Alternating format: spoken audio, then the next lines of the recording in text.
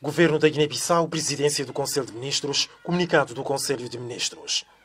O Conselho de Ministros reuniu-se hoje, dia 9 de janeiro, na sua primeira sessão ordinária do ano 2020, no Salão Nobre Francisco João Mendes Chicoté, do Palácio do Governo, em Bissau, sob a presidência de Sua Excelência, o Primeiro-Ministro Dr. Aristides Gomes.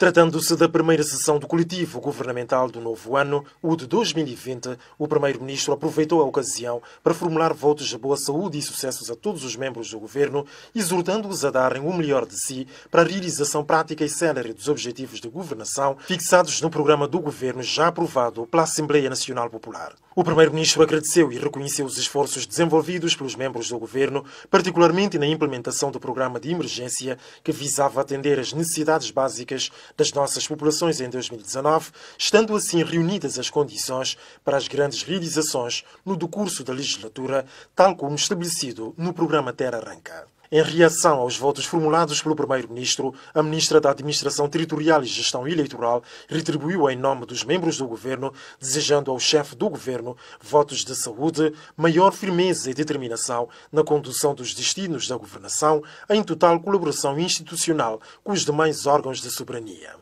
Entrando na sua agenda de trabalhos, o Conselho de Ministros analisou e discutiu um conjunto de diplomas de autoria dos Ministérios da Justiça e da Agricultura, após a qual deliberou aprovar, com alterações, o seguinte.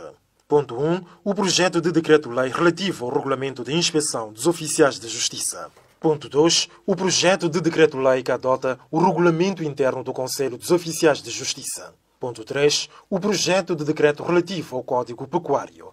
Ponto 4. O projeto de decreto que adota o regulamento sobre a instalação e funcionamento de talhos. Ponto 5 e último, o projeto de decreto sobre a inspeção de animais, produtos de origem animal e seus derivados. No capítulo das nomeações, o Conselho de Ministros deu sua anuência a que, por despacho do Primeiro-Ministro, se efetue o movimento do pessoal dirigente da Administração Pública, conforme se indica. Ministério da Agricultura e Florestas, Secretário-Geral, Sr. Jorge de Oliveira.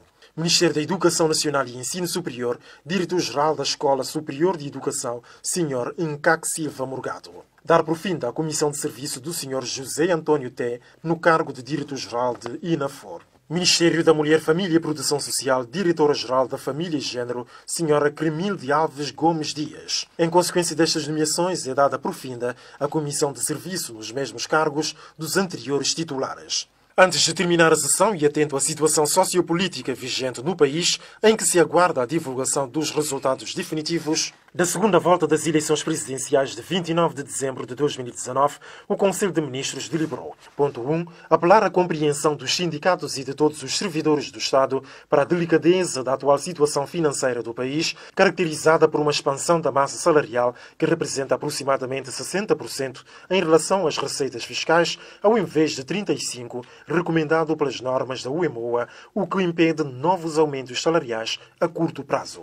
Ponto 2. Recordar que, no espaço de pouco mais de um ano, o Governo procedeu a um aumento salarial quase geral e que, com o pagamento salarial do mês de dezembro último, registar-se-á um aumento substancial aos professores com a implementação dos estatutos de carreira docente. Ponto 3. Recordar igualmente que o nível do salário mínimo na função pública no nosso país está na terceira posição a nível da UEMOA, depois da Costa do Marfim e do Senegal. Ponto 4. Apelar às forças de defesa e segurança no sentido de obedecer às normas legais, quer no recrutamento, quer nas promoções, como condição de podermos evitar maior expansão de déficit orçamental e, em consequência, melhorarmos as condições sociais das nossas populações. Ponto 5 e último. Apelar igualmente às forças de defesa e segurança a manterem-se equidistantes do jogo político até a conclusão do processo eleitoral. Bissau, 9 de janeiro de 2020, na ausência do Ministro da Presidência do Conselho de Ministros e dos Assuntos Parlamentares,